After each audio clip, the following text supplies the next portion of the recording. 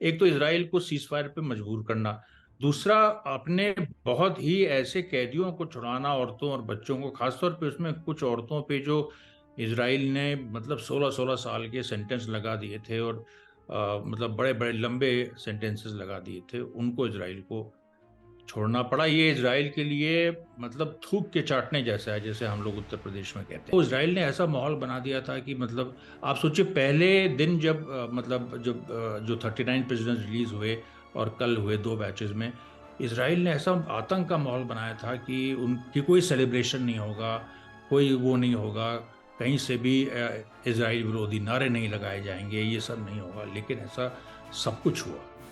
Celebration भी हुआ, Israel विरोधी नारे भी लगे, यहाँ तक कि जो फिलिस्तीनी जो महिलाएं हैं जो कैद से निकली, उन्होंने एक वो वाला नारा लगा दिया जो इसराइल जिससे सबसे ज़्यादा डरता है, the sword before the sword we are the man of Mohammed Deif, दो अल सैफ कबल अल सैफ एंड रिजाल मोहम्मद दैफ। इस तरह से वो पूरा एक मतलब कि तलवार के आगे तलवार, हम मोहम्मद दैफ के लोग हैं। तो ये नारा भी लगा, ये नारा वहाँ बिल्कुल पूरी तरह से बैंड है। तो अब ये ऐसी सिचुएशन में जब सारी चीज़ें हमास के हिसाब से हो रही हैं और इजरायली भी देख रहे हैं, और इजरायली इस बारे में उनके अंदर ये बात जा रहा है, ये मैसेज, कि हमारी सरकार हमारी सुरक्षा नहीं कर पा रही, और इजरायली मीडिया का एक हिस्सा भी सरकार के खिलाफ लगातार लिख रहा है इस बारे में, और कभी भी मतलब इजराइल में सत्ता पलट भी हो सकता है।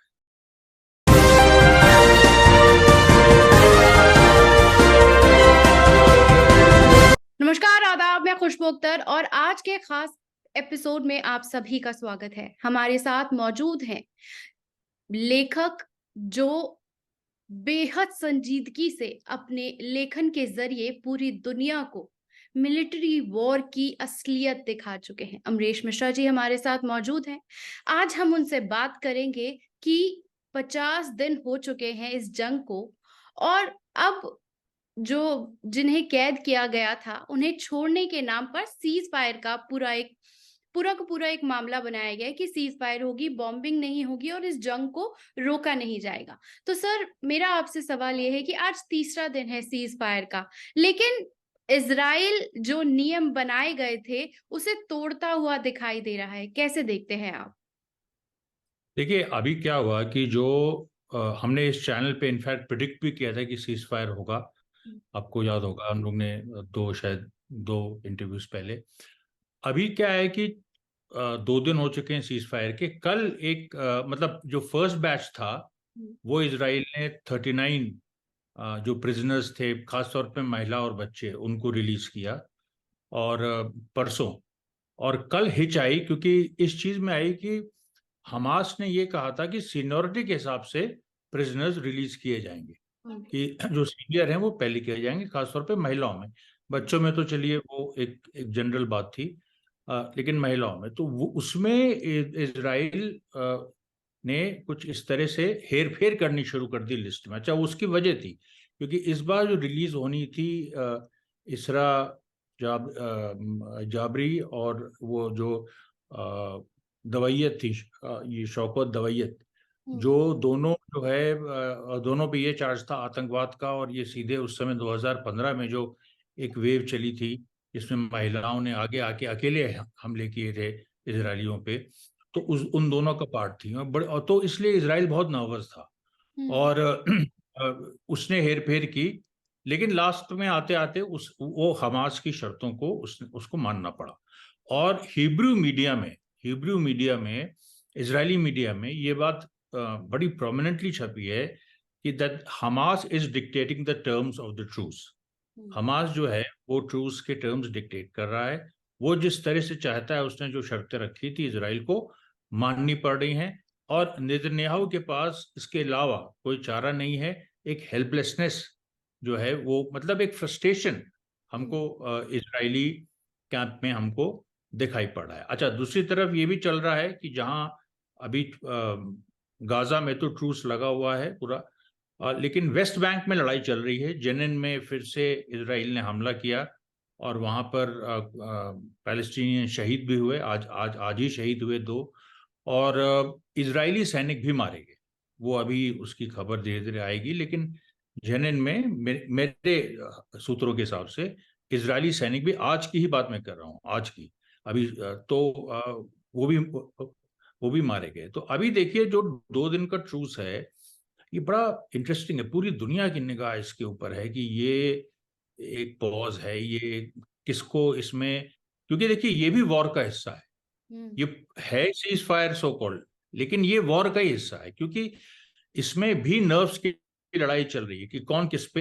एक तो इसराइल को सीज फायर पे मजबूर करना, दूसरा अपने बहुत ही ऐसे कैदियों को छुड़ाना, औरतों और बच्चों को, खासतौर पे उसमें कुछ औरतों पे जो इसराइल ने मतलब 16-16 साल के सेंटेंस लगा दिए थे, और मतलब बड़े बड़े लंबे सेंटेंसेस लगा दिए थे, उनको इसराइल को छोड़ना पड़ा। ये इसराइल के लिए मतलब थूक के चाटने जैसा है, जैसे हम लोग उत्तर प्रदेश में कहते हैं, वो वाली स्थिति है। तो एक तरह से मनोवैज्ञानिक जो जो साइकोलॉजिकल अपर हैंड है, वो हमास का इसमें है। इसी के साथ हम एक चीज ये देख रहे हैं कि पूरे वर्ल्ड मीडिया ने ये दिखाया कि जो फिलिस्तीनी है वो अपनी जगह को छोड़कर जा चुके हैं और वापस लौटना नामुमकिन है। लेकिन जिस तरह से हम अभी ये तस्वीर देख रहे हैं कि सर, इजरायली लाखों की संख्या में अपनी जगह छोड़ के जा रहे हैं, क्या सच्चाई है इसकी और किस तरह से ये पूरा का पूरा सिनेरियो देखा और समझा जाए? क्योंकि इजराइलियों का छोड़कर जाना इजराइल की हार बताता है कहीं ना कहीं।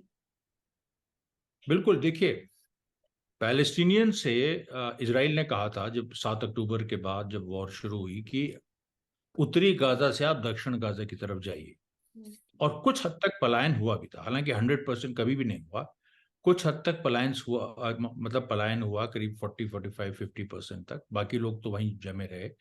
लेकिन जो पलायन हुआ था, अब वो वापस लौट रहे हैं, वो सब उत्तरी गाजा पे वापस लौट रहे हैं, और इसराइल ने वहां हर तरह की कोशिश कर ली, गोली भी चलाई, ये सब भी किया, स्नाइपर्स भी अपने बिठाए, कुछ एक दो लोग घायल भी हुए कुछ, लेकिन इसराइल कुछ नहीं कर पा रहा है।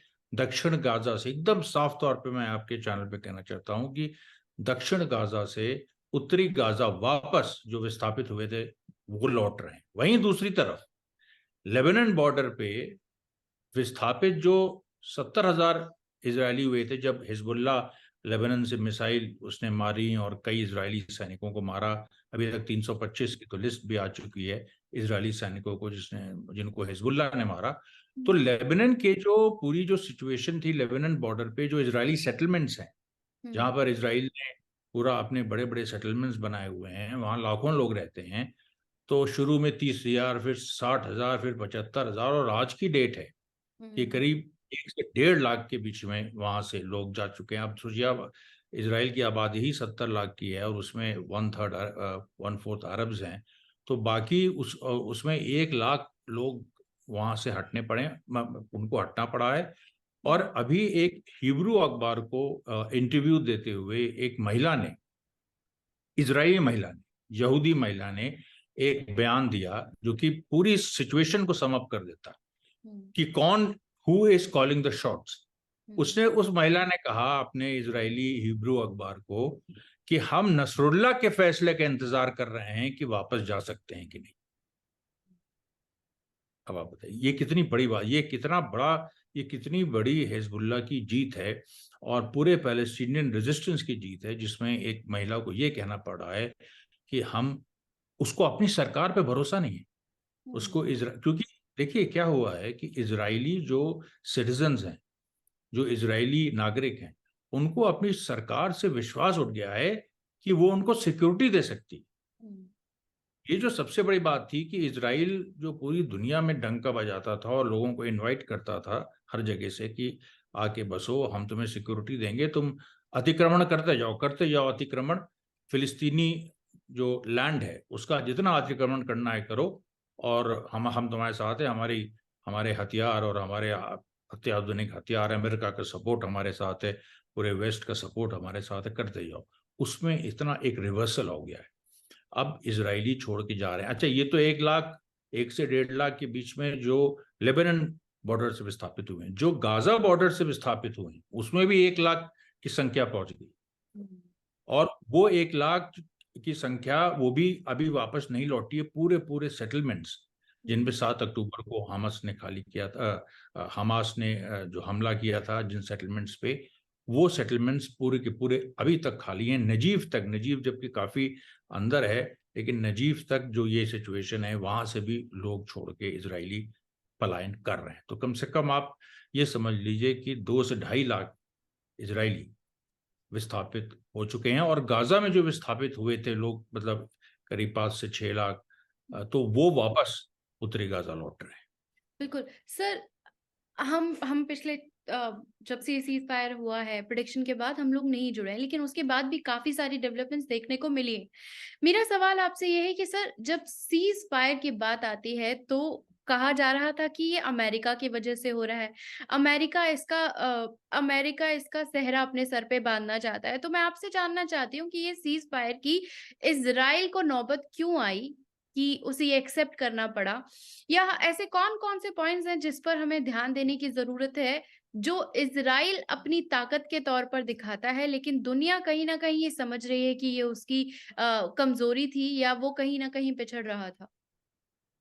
देखिए, इसमें जो सबसे महत्वपूर्ण बात थी, इजराइल का जो गाजा ग्राउंड इन्वेजन है, हुँ, वो फेल हो रहा था। हुँ, गाजा ग्राउंड इन्वेजन में 7 अक्टूबर को, देखिए 7 अक्टूबर को करीब 319 इजरायली सैनिक मारे गए इजराइल के हिसाब से। वैसे तो ज्यादा है संख्या, लेकिन इजराइल के हिसाब से। और उसके बाद गाजा जो ग्राउंड इन्वेजन हुआ, उसमें भी इजराइल के हिसाब से करीब 100 सैनिक और मारे गए। और अनऑफिशियल जो रिकॉर्ड है उसमें है कि 1000 से 1500 इजरायली मारे गए हैं अभी तक, 7 अक्टूबर से लेकर ग्राउंड इन्वेजन तक। बार बार इस सीज फायर के पहले जो इजरायली अखबार हैं वो इस बात को लिख रहे थे कि ये इसमें अच्छा, और वो सब चीजें भी आई कि जो मिलिट्री सेमेट्री है, जो कब्रिस्तान, मिलिट्री कब्रिस्तान है, उसका आदमी कह रहा था कि हम हर घंटे एक लाश हम लोग हमको दफनाना पड़ रहा है, और इस तरह से।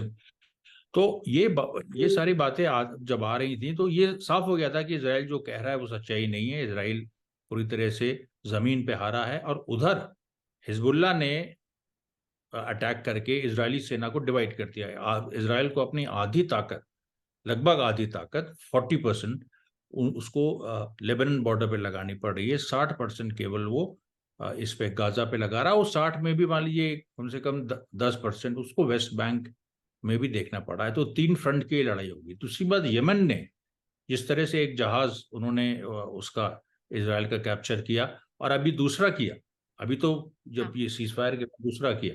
लेकिन इसराइल को मैसेज मिल गया था कि अगर हमने कुछ नहीं किया तो ये चारों तरफ से जो हमारी घेराबंदी हो रही है, और उधर इराक में भी लगातार मिसाइल्स अमेरिकन बेसिस पे मारे जा रहे हैं, तो उसमें अमेरिकन सोल्जर्स इंजर्ड हुए हैं अभी तक। लास्ट मतलब करीब एक हफ्ते पहले 45 अमेरिकन सोल्जर्स के इंजर होने की, मरने की नहीं, इंजर होने की खबर आई थी। अब वो संख्या और भी आगे बढ़ गई होगी। उधर अमेरिकन ने भी कुछ जगह सीरिया और इराक में कुछ एयर स्ट्राइक्स करने की कोशिश की, लेकिन वो सफल नहीं रही बहुत। वहां कोई इस तरह की सिचुएशन नहीं बनी। इसराइल ने जरूर लेबनान में सिविलियंस को मारा, कुछ दो उसमें पत्रकार भी थे, अल मायादीन के 2 पत्रकार भी मारे गए, वो और सिविलियन भी मारे गए। लेकिन इसराइल का देखिए जो पूरी एक सिचुएशन है, उसमें जो इसराइल ने अमेरिका से ये कहा था कि हम संभाल लेंगे, आप हमें मदद करिए, हम संभाल लेंगे। हुँ, और उधर हमास ने भी कहा था ईरान से या बाकी ताकतों से कि इवन हिजबुल्ला से कि ये हम ऑपरेशन संभाल लेंगे, आप हमारी मदद करिए। हुँ, उस पूरी सिचुएशन में जो सीधी टक्कर पैलेस्टीनियन रेजिस्टेंस और इसराइल की हुई है, उसमें पैलेस्टीनियन रेजिस्टेंस आज की तारीख में विजयी है। हुँ। इसमें कोई राय सर, तो ये माना जाए कि हिजबुल्लाह ने फ्रंट से आकर जब से मोर्चा संभाला है, तब से कहीं न कहीं इज़राइल डरा भी है, और इसलिए उसने सीज़ फायर के लिए हाँ कहा कि कम से कम जो 72 मुल्कों से उसको सेना आने वाली है, वो उसका इंतज़ार कर रहा है। जो तमाम जो उसके जो लाखों जो टन उसका असला बारूद था, वो ख़त्म होने की कगार पे था। मतलब अगर हम इस चीज़ को देखते हैं, तो वो कहीं न कहीं कम हो रहा था, तो उसने अपने आप को 5 दिनों में वो सारा असला-बारूद, जो सैन्य ताकतें हैं, जो तमाम उसको खैरात तमाम मुल्कों से मिल रही है फ़िलिस्तीन से लड़ने के लिए, वो एक तरफ अब फिर से जुटाने के लिए उसने सीज़ फायर के लिए सीज फायर के लिए हाँ कहा, या हिजबुल्लाह की ताकत देखकर उसे कहीं ना कहीं अपने कदम पीछे खींचने पड़े हैं? देखिए, दोनों बातें हैं, लेकिन प्रमुख बात है हिजबुल्ला का थ्रेट। और फिर मैं कहूंगा केवल हिजबुल्ला का थ्रेट नहीं, जो गाजा में हमास और पैलेस्टीनियन रेजिस्टेंस के सारे फैक्शंस, जिसमें पैलेस्टीनियन इस्लामिक जिहाद है, जिसमें पीएफएलपी है, जिसमें पीएफएलपी जीसी है, जिसमें फिलिस्तीन के जो वामपंथी ताकतें हैं वो भी हैं, सब लोग उसमें इन्वॉल्व है, इस्लामी से लेके वामपंथी जितने भी रेजिस्टेंस हैं वो सब इस समय यूनाइटेड एक कॉमन फ्रंट वहां पर बना के लड़ रहे हैं। वहां पर जो इसराइल की डिफीट हुई, और अब इसके बाद जो तीसरा कारण है, ये गौड़ का, ये एक तरह से प्रमुख नहीं, गौड़ है, ये सेकेंडरी रीजन है, लेकिन उसमें इसराइल जरूर ये कोशिश करेगा ही कि वो कैसे दूसरे देशों से जो वो संसाधन है।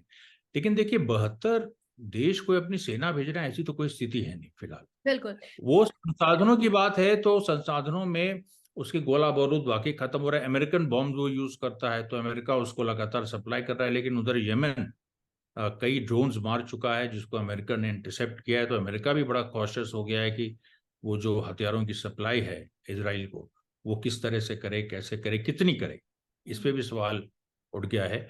और अमेरिका की जनता भी एक तरह से आंदोलित हो गई है इस सवाल पे। अमेरिका में देखिए कई तरह के फैक्शंस हैं, और उसमें इवन जो राइट विंग है, जो रिपब्लिकन राइट विंग, ऐसा नहीं कि वो इसराइल के समर्थक है, वो नहीं चाहते हैं कि अमेरिका किसी दूसरी लड़ाई, खासतौर पर मिडिल ईस्ट में फंसे, क्योंकि वो लोग अपनी लोकल प्रॉब्लम्स को ही चाहते हैं कि प्राथमिकता दे, जो ट्रंप के पीछे हैं। और ट्रंप ने यही एजेंडा भी चलाया था कि भाई हम अपनी ज़रूरतों पे ध्यान देंगे, हम बहुत ज़्यादा मिडिल ईस्ट वगैरह में नहीं। इसमें देखिए एक एक महत्वपूर्ण बात यह है कि जो अंतर्राष्ट्रीय स्तर पे जहाँ पर एक पूरी पावर ऑफ, मतलब बैलेंस ऑफ पावर है, अमेरिका भी देख रहा है कि 4 दिन में ये क्या होगा। अभी तक उसने देखा है कि हमास का पलड़ा भारी है, और वो अगर इसका हमास का पलड़ा भारी रहा तो ये बात तय है कि इसराइल के ऊपर प्रेशर होगा कि तुम इस सीज फायर को आगे बढ़ाओ। क्योंकि देखिए ये बड़ी इंटरेस्टिंग चीज है, अब जब सीज फायर के बाद लड़ाई जब शुरू होगी दोबारा, अगर वो होती है तो उसमें फिर फिर नए नए स्तर की लड़ाई होगी। उसमें हमास केवल अपने को डिफेंड नहीं करेगा, फिर वो इसराइल पे एक एग्रेशन भी दिखाएगा।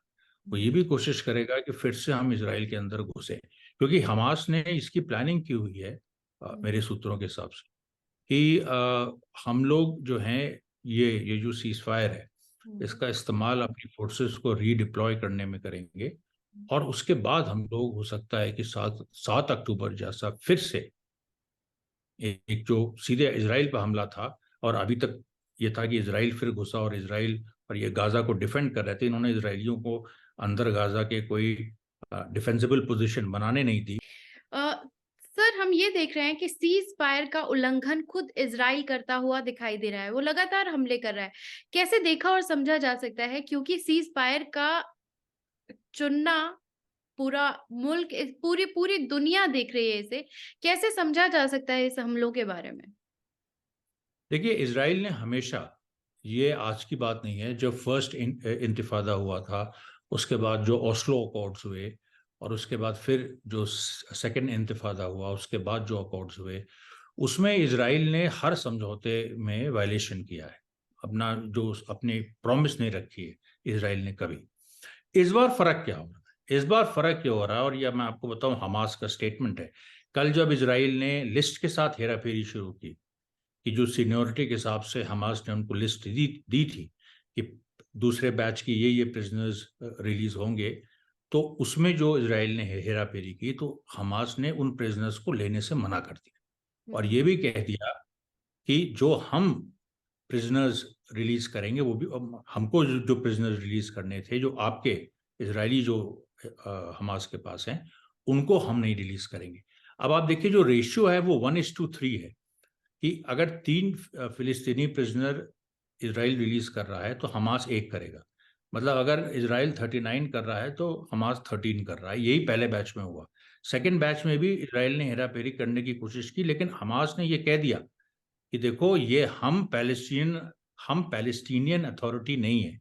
ये बहुत ही इंपॉर्टेंट स्टेटमेंट है कि हम जो इस समय वेस्ट बैंक को रूल कर रही है पैलेस्टीनियन अथॉरिटी, जो अब्बास जो जिसके प्रेसिडेंट हैं, और जिसके ऊपर आरोप भी है कि अभी भी इस हाल में भी पैलेस्टीनियन अथॉरिटी इसराइल के साथ कोऑर्डिनेट करके कुछ वहाँ पर जो मिलिटेंट्स हैं उनको वो कैद कर रही है, कुछ को टॉर्चर कर रही है, इसराइल की मदद कर रही है, और उसको ट्रेटर कह चुकी है हमास। हो सकता है कि इसके बाद उसका सफाया भी हो जाए जो पैलेस्टीनियन अथॉरिटी है।